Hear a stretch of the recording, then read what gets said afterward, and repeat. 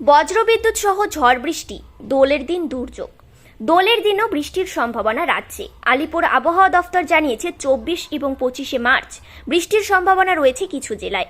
কলকাতাতেও বৃষ্টি হতে পারে। কলকাতার পাশাপাশি রাজ্যের বিভিন্ন জেলাতেও ঝড় বৃষ্টির পূর্বাভাস জারি করা হয়েছে।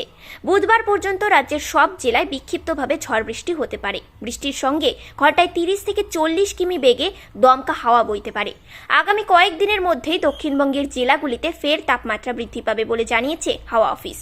রবিবার উত্তর 24 পরগনা, হুগলি, পূর্ব বর্ধমান, নদিয়া জেলায় হালকা বৃষ্টির সম্ভাবনা রয়েছে।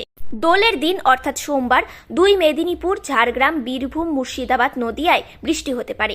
মঙ্গলবার কলকাতা সহ দক্ষিণবঙ্গের সব জেলায় বজ্রবিদ্যুৎ সহ ঝড় বৃষ্টির সম্ভাবনা রয়েছে।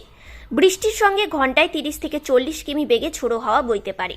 উত্তরবঙ্গের কয়েকটি জেলাতেও বৃষ্টির পূর্বাভাস জারি করা হয়েছে। মঙ্গলবার পর্যন্ত দার্জিলিং সহ উত্তরের সব জেলায় বৃষ্টি হতে পারে। কোচবিহার, জলপাইগুড়ি এবং আলিপুরদুয়ারে ভারী বৃষ্টির সম্ভাবনা। পশ্চিমে ঝঞ্ঝার প্রভাবে বৃষ্টি হতে পারে উত্তরবঙ্গে। বৃষ্টির সঙ্গে কোথাও কোথাও 30 থেকে 40 কিমি বেগে ঝোড়ো হাওয়া বইতে পারে। হাওয়া অফিস জানিয়েছে রবিবার কলকাতার সর্বোচ্চ তাপমাত্রা থাকতে পারে 33 ডিগ্রি সেলসিয়াসের কাছে। শুক্রবার কলকাতার সর্বোচ্চ তাপমাত্রা ছুঁয়েছিল 28.8 ডিগ্রি সেলসিয়াসে, যা স্বাভাবিকের থেকে 6 ডিগ্রি কম। শহরের সর্বনিম্ন তাপমাত্রা থাকতে পারে 25 ডিগ্রি সেলসিয়াস।